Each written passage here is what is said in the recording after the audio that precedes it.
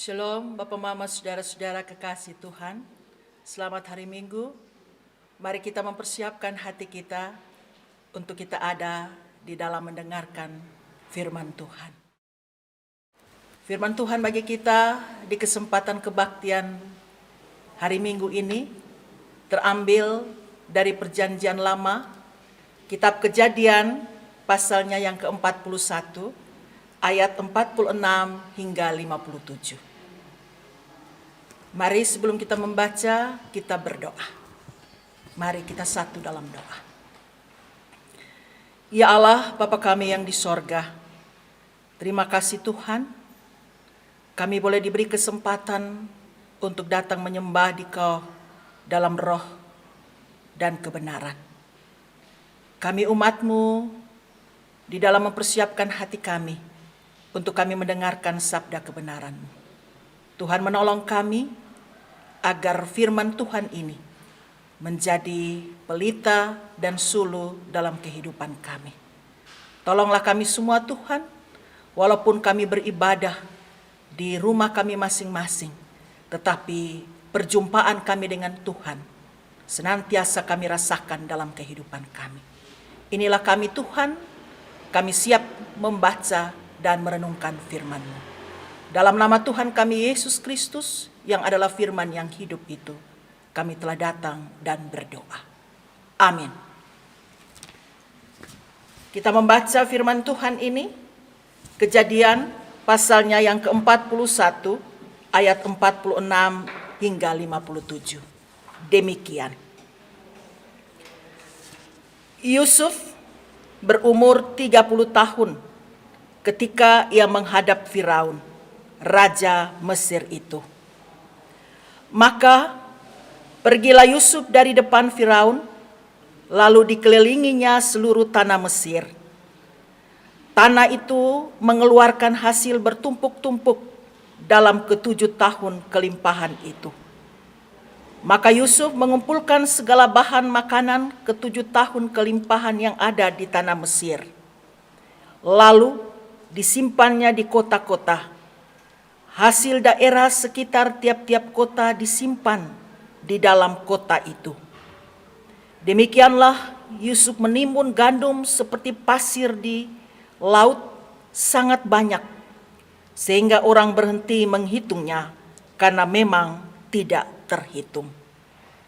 Sebelum datang tahun kelaparan itu, lahirlah bagi Yusuf 2 orang anak laki-laki yang dilahirkan oleh Asnat, anak Potifera, imam di On. Yusuf memberi nama Manase kepada anak sulungnya itu, sebab katanya, Allah telah membuat aku lupa sama sekali kepada kesukaranku dan kepada rumah bapakku. Dan kepada anaknya yang kedua diberi nama Efraim, sebab katanya, Allah membuat aku mendapat anak dalam negeri kesengsaraanku.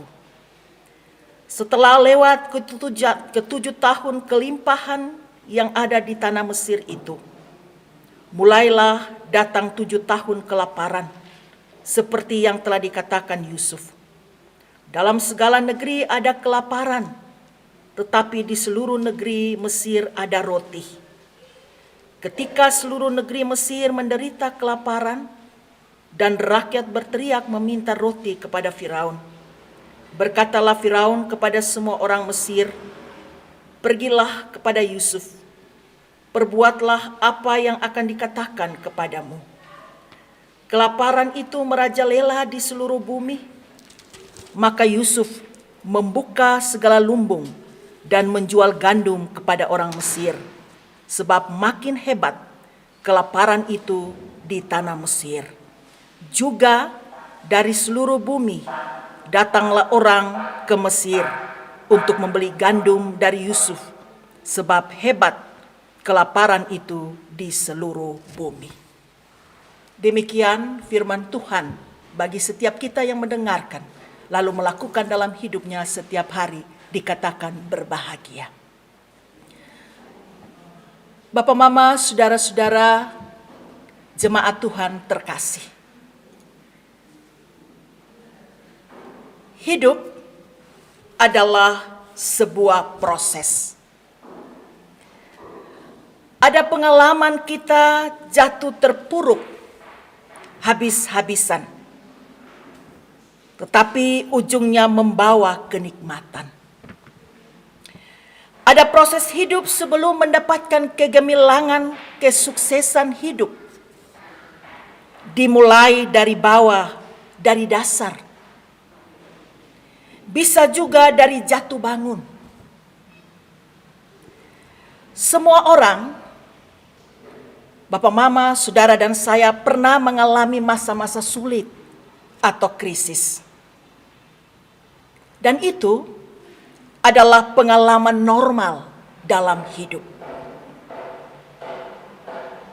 Bapak, Mama, Saudara, siapa kita digambarkan dari cara pandang kita dalam menghadapi masa-masa sulit atau krisis. Semua proses hidup manusia selalu ada dalam pengetahuan Tuhan.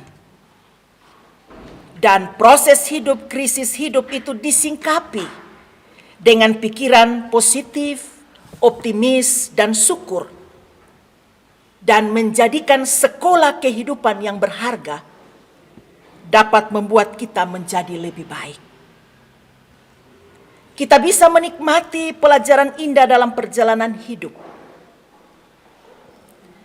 Firman Tuhan berkata bahwa Tuhan turut bekerja di dalam segala sesuatu untuk mendatangkan kebaikan bagi setiap orang yang terpanggil sesuai dengan rencananya.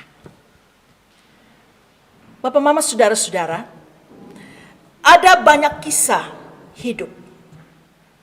Mungkin dari orang-orang sekeliling kita, atau bisa dari kehidupan orang-orang yang menjadi pemimpin, orang-orang yang hebat yang bisa kita belajar tentang cara sukses menghadapi kesulitan hidup. Dan dari kisah Alkitab bacaan firman Tuhan hari ini, kita bisa belajar dari seorang Yusuf. Seorang yang luar biasa. Sejenak kita ingat perjalanan hidup Yusuf. Sebelum dia menjadi seorang yang sukses dan hebat di tanah Mesir. Kesuksesan dan kepercayaan, dia mendapatkan jabatan yang luar biasa. Itu dicapai melalui suatu proses hidup yang luar biasa. Kita tentu ingat, Bapak, Mama, Saudara, pada mulanya kisah perjalanan hidup Yusuf ini yang adalah putra Yakub. Dia dibenci oleh saudara-saudaranya. Dia dijual sebagai budak, kemudian dia mendekap di penjara. Lewat pengalaman pahit ini, Yusuf dia bisa saja bertumbuh menjadi pribadi yang dipenuhi dengan kebencian, kemarahan, dan bahkan tekad untuk membalas dendam. Bahkan dia bisa menjadi seorang pribadi yang patah semangat. Serta bisa memandang hidupnya dengan rapuh dan putus asa. Tetapi Bapak, Mama, justru dia tampil sebagai sosok yang baik hati dan penuh teladan. Dia tidak mendendam. Bahkan dia berkata kepada saudara-saudaranya ketika kesempatan mereka bisa bertemu. Dia mengatakan, kamu mereka-rekakan yang jahat padaku. Tetapi Tuhan telah membuat sesuatu yang baik dalam pengalaman hidupku. Ia dipakai Tuhan dengan luar biasa. Dia menjadi berkat di negeri asing, bayangkan Bapak, Mama. Dia menjadi orang yang diberikan kepercayaan. Dan dipakai Tuhan menjadi berkat bagi bangsanya. Pelajaran yang sangat penting bagi kita, Bapak, Mama. Dari Yusuf, bahwa hanya dengan menerima kondisi sukar sulit, dia melihat potensi, dia melihat peluang, dia berpikir positif. Dia tidak merasa bahwa Tuhan kurang adil padanya. Dengan kerja keras, spiritual yang tinggi, dia bisa melangkah maju dan menjadi sukses. Bapak, Mama, dan saudaraku, bacaan kita tadi, kita melihat yang diawali dengan Yusuf. Dia mendapat kepercayaan dari Firaun. Ketika itu dia berusia 30 tahun. Usia yang sangat muda untuk menerima tanggung jawab negara yang besar. Yusuf dia tidak mengandalkan kemampuan dirinya, tetapi dia mengandalkan Tuhan. Kalau kita membaca di ayat sebelum ayat 16, dia bilang, bukan sekali-kali aku, melainkan Allah juga yang akan memberitakan kesejahteraan. Ayat yang ke-46, Bapak, Mama, Saudara. Yusuf, dia mengawali misinya dengan mengunjungi seluruh wilayah Mesir. Setelah mengetahui potensi seluruh daerah Mesir yang subur, barulah Yusuf membuat program jangka panjang. 7 tahun Yusuf konsisten mengumpulkan bahan makanan dari seluruh wilayah Mesir, sesuai mimpi Firaun. Setelah 7 tahun masa kelimpahan, datanglah masa kelaparan. Selama 7 tahun gagal tanam dan gagal panen di seluruh wilayah Mesir. Kelaparan melanda seluruh dunia. Tetapi Mesir sudah siap menghadapi masa sulit. Mesir memiliki cukup logistik bahan makanan yang sudah ditimbun sepanjang 7 tahun dalam masa kelimpahan. Atas petunjuk Tuhan, Yusuf mendidik Mesir bahwa bangsa kelimpahan tidak boleh hidup berfoya-foya agar siap menghadapi masa-masa sulit di waktu mendatang. Bapak, Mama, Saudara, melalui perjalanan kehidupan Yusuf ini, penyertaan Allah kepada Yusuf. Allah mempersiapkan Yusuf menjadi pemimpin bangsa Israel. Allah mengubah Yusuf yang lama menjadi Yusuf yang baru, yang memiliki kecerdasan. Bukan hanya soal moralitas, tetapi juga intelektual, spiritual, dan emosional. Dan ini menjadikan Yusuf sebagai seorang pemimpin penting dan menyelamatkan bangsa Israel dalam tangan Tuhan. Bapak, Mama, dan saudaraku yang kekasih, di bulan pendidikan, kita sebulan telah belajar bagaimana Tuhan mendidik kita lewat firman Tuhan. Bahkan mendidik kita melalui sekolah kehidupan dengan berbagai-bagai dinamika kehidupan. Hari ini kita belajar dari seorang Yusuf. Yeremia 29 ayat 11 dikatakan bahwa rancangan Tuhan bagi setiap umatnya adalah rancangan damai sejahtera, bukan rancangan kecelakaan. Ketika menghadapi kesulitan, kadang kehidupan kita merasa bahwa sulit.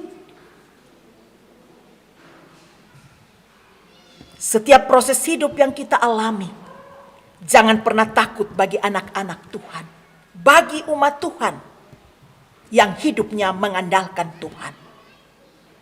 Yeremia 17 ayat 7 dia bilang, diberkatilah orang yang mengandalkan Tuhan. Ia tidak takut khawatir dalam tahun-tahun kering. Bahkan Mazmur juga pernah bilang bahwa orang yang benar itu, dia akan seperti tanaman di tepi aliran air. Berbuah pada musimnya, apa yang diperbuatnya berhasil. Bahkan Mazmur juga pernah bilang bahwa satu jalan tertutup, tujuh jalan Tuhan akan bukakan. Bapak, Mama, Saudara, kita sering merespon kesulitan hidup dengan kita bertanya, mengapa aku harus begini? Kita sering merespon kesulitan hidup dengan bertanya, mengapa harus aku? Sehingga siang malam ketong berpikir begitu. Apalagi sampai kita bersungut-sungut, putus asa, mempersalahkan Tuhan. Terkadang kotong melihat persoalan kita begitu besar, putus asa, stres. Dan memang Bapak Mama itu manusiawi. Saya percaya saya pernah mengalami, Bapak Mama pernah mengalami. Tapi sampai kotong lupa bahwa Tuhan lebih besar dari masalah kesulitan krisis hidup yang menimpa kita. Tuhan sanggup menolong kita. Memang terkadang kita harus menghadapi kebangkutan, sakit penyakit, masalah pandemi, PHK, bencana. Tetapi adalah kekuatan jalan keluar berkat hidup ini bukan hanya soal kotong jadi kaya, berlimpah, bebas masalah, sehat tanpa penyakit. Tapi kekuatan jalan keluar juga bukti penyertaan dan penyertaan Tuhan. Tidak ada manusia di kolong langit ini yang hidup tanpa masalah. Yang bebas masalah adalah orang-orang ketika dia sudah pulang ke rumah Bapa dan meninggal. Kalau saya omong begini Bapak Mama, pasti ada yang belum mau mati. Ya. Jadi kalau masih mau hidup, hadapi semua pengalaman hidup dengan mengandalkan Tuhan. Yusuf, dia tidak mengandalkan kemampuan dirinya, tetapi dia mengandalkan Tuhan. Dia bilang, bukan sekali-kali aku, melainkan Allah juga yang akan memberitakan kesejahteraannya. Orang yang dekat dengan Tuhan bukan berarti dia hidup bebas dari masalah. Tetapi ketika dia mengandalkan Tuhan, ia mampu pasti dapat melewatinya. Bapak, Mama, dan Saudara, kotong belajar dari Yusuf. Yusuf, dia hanya mengenyam pendidikan saat dia masih bersama dengan keluarganya.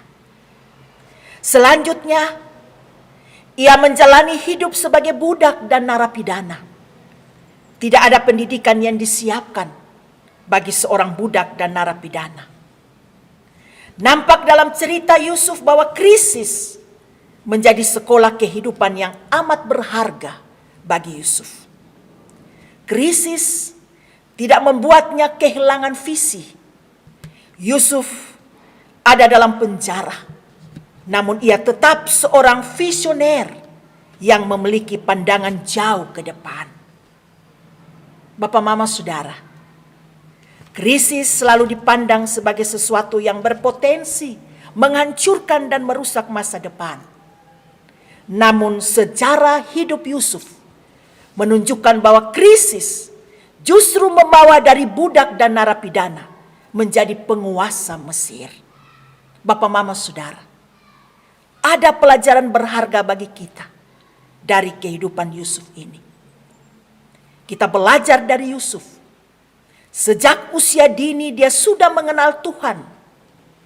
Kita tahu dia selalu dekat dengan bapaknya, Yakub. Kunci iman dari kecil sudah ditanamkan menjadi bekal kehidupan. Sehingga ketika dia mengalami krisis hidup, ia bisa lewati. Bahkan ia mengalahkan krisis itu dengan cara yang luar biasa. Bapak, Mama, Saudara, iman bertumbuh sejak dini. Sehingga ia tidak lari dari ke orang pintar, dari dukung, babimbang, tapi dia berdoa dan mengandalkan masa depan hidupnya dalam tangan Tuhan. Yusuf menjadikan Tuhan sebagai sumber, sebagai pengalaman hidupnya yang pahit. Ia tidak pernah bersungut dan mengatakan Tuhan tidak adil padanya. Karena itulah ia selalu dilindungi. Dia berhasil dan sukses ketika diberikan tugas dan kepercayaan. Karena dia selalu disertai Tuhan. Bapak, Mama, Saudara, pendidikan iman menjadi kunci keberhasilan menghadapi krisis. Kunci keberhasilan masa depan adalah pendidikan usia dini, pengenalan akan Tuhan yang benar. Yusuf, dia penuh dengan kerendahan hati, kesabaran, tidak pendendam, suka mengampuni, penyayang, pekerja keras, tanggung jawab, memiliki hati. Ketika tanggung jawab diberikan baginya, dia itu sebuah berkat. Dia hadir menjadi solusi dimanapun, bukan menjadi masalah. Berintegritas, memiliki misi dan visi hidup untuk kemuliaan Tuhan. Yusuf tahu Tuhan telah mengerjakan segala hal dalam kehidupannya, sehingga patut dipuji dalam hal itu Tuhan. Indah rencana Tuhan dalam hidupnya. Dia mengingat campur tangan Tuhan ini. Sehingga ketika dia memiliki anak-anak, dia menamai anak-anaknya sangat luar biasa. Pengalaman hidup Yusuf juga.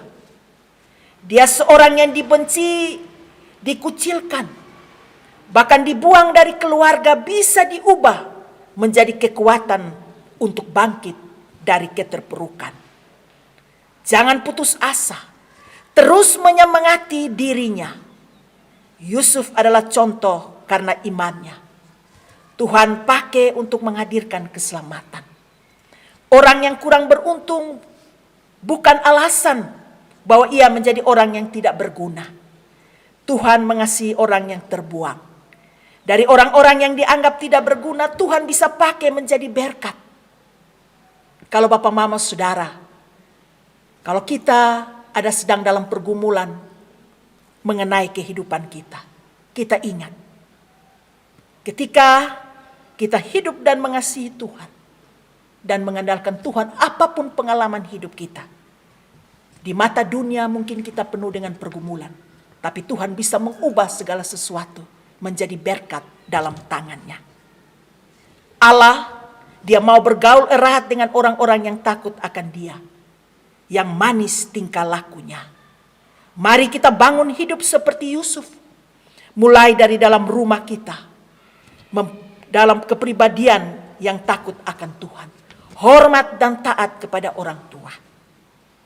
Bapak Mama Saudara, di akhir bulan pendidikan ini, sebagai anak Tuhan kita belajar bagaimana Tuhan mendidik umatnya. Tema pemberitaan kita di minggu ini, dari gemit untuk Indonesia dan dunia. Tema ini bisa menjadi mimpi gemit sebagai gereja atau umat dalam berkontribusi untuk membangun Indonesia, bahkan dunia, melalui jalur pendidikan. Oleh karena itu, seperti Yusuf, sebagai orang asing di negeri Mesir, Allah berkenan memakainya menjadi berkat. Demikianlah kita sebagai gereja dan warga gemit bisa menjadi berkat bagi Indonesia dan dunia. Sebagai warga gemit, kita pun bisa seperti Yusuf. Marilah kita sebagai warga gemit terus mengembangkan diri dengan pola hidup Yusuf. Sebab bagi Tuhan tidak ada yang mustahil. Gemit harus mengidentifikasi dirinya sebagai Yusuf yang membawa orang mengenal Tuhan. Melalui Yusuf, Firaun dan warga Mesir mengenal Tuhannya. Yusuf, gemit pun demikian, harus menampilkan diri yang membawa orang banyak mengenal, percaya Tuhan, dan hidup menurut kehendaknya. Gemit sebagai gereja atau lembaga pendidikan merupakan manifestasi kehadiran Tuhan dalam menghadirkan keselamatan dan kesejahteraan manusia. Bapak Mama Saudara, jadilah warga gemit, jadilah orang yang berintegritas, berkarakter yang baik, dan beriman yang kuat pada Kristus, menjadi berkat bukan saja bagi gemit, tapi bagi dunia. Jadilah garam dan terang dunia. Tuhan Yesus memberkati kita semua. Amin. Mari kita menyatu hati dalam doa. Kita berdoa. Ya Allah Bapa di sorga, yang selalu mengasihi dan mencintai kami. Di kesempatan yang penuh dengan keberkatan di hari Minggu ini, kami umat Tuhan bersekutu, menyembah Tuhan, memuliakan Tuhan, dan boleh belajar firman Tuhan. Terima kasih Tuhan, walaupun kami sebagai umat-Mu, kami bersekutu di tempat kediaman kami masing-masing. Tetapi kami percaya perjumpaan dengan Tuhan adalah sesuatu yang membawa keberkatan bagi kami. Terima kasih ya Tuhan, kami sudah mendengarkan sabda kebenaran firman-Mu. Berkatilah kami sebagai anak-anak-Mu. Terima kasih untuk kehidupan yang Tuhan anugerahkan bagi kami dengan berbagai-bagai pengalaman hidup. Hari ini kami belajar dari kehidupan Yusuf. Tolonglah kami ya Tuhan, agar kami boleh dapat mengembangkan kehidupan kami dengan pola hidup seorang Yusuf. Kami percaya bahwa kami semua ini berharga di mata-Mu Tuhan. Tuhan merancangkan kehidupan kami adalah rancangan penuh dengan keberkatan. Apapun pengalaman hidup yang sementara kami alami di tiap-tiap pribadi, tiap-tiap keluarga, rumah tangga, persoalan dan tantangan, Tuhan buatlah kami, agar kami tidak memandang akan persoalan kami yang begitu besar, tapi kami memandang kepada Tuhan kami yang luar biasa. Tuhan yang besar dalam berbagai pengalaman kehidupan yang kami alami.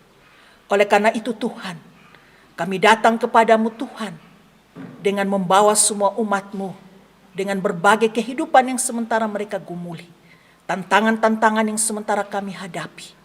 Teristimewa, pandemi COVID-19 ini, kami tidak tahu kapan berakhir, tapi kami tahu bahwa hidup kami ada dalam tangan-Mu, dalam kuasa-Mu Bapa. Efek terdampak COVID ini dengan berbagai-bagai hal yang kami hadapi. Tapi biarlah Tuhan menolong kami menyerahkan hidup kami kepadamu Tuhan. Tuhan menjaga, melindungi kami. Dan jadikanlah kami menjadi orang-orang yang bertanggung jawab di dalam memanage hidup kami Bapa, untuk kami menjaga di dalam kehidupan ini Bapa. Tuhan Yesus, mari Engkau menolong dan memberkati kami setiap anak-anak Tuhan. Biarlah kami boleh menampakkan diri, pola kehidupan Yusuf menjadi pola hidup kami di tiap-tiap keluarga, di tiap-tiap rumah tangga, bahkan di setiap tugas tanggung jawab yang dipercayakan bagi kami. Biarlah kami sebagai anak-anak-Mu Tuhan diberkati dan menjadi berkat dimanapun kami berada. Ketika kami tidak menyerah dengan kondisi yang kami hadapi, Tuhan akan campur tangan bagi kehidupan kami Bapa. Terima kasih Bapa di sorga. Ke dalam tangan-Mu, ke dalam kuasa-Mu kami menyerahkan jemaat-Mu, tiap-tiap pribadi, tiap-tiap orang dalam hidup rumah tangga mereka masing-masing, dalam tugas tanggung jawab, karya hidup dan pengalaman apapun yang kami hadapi, kami taruh dalam tangan-Mu Bapa. Tuhan memberkati kami, agar kondisi apapun tidak membuat dan mengurangi kami untuk terus melayani Tuhan dalam kehidupan kami, bahkan dalam pelayanan kami Bapa. Terima kasih Bapa di sorga, kami boleh dapat memberitakan kebenaran firman Tuhan hari ini. Terima kasih buat semua orang yang telah mendukung kami di dalam doa, dalam bentuk apa saja. Tuhan memberkati kami. Ke dalam tangan-Mu, ke dalam kuasa-Mu kami menyerahkan jemaat Kemah Ibadat Air Nona, karya hidup dan pelayanan kami masing-masing.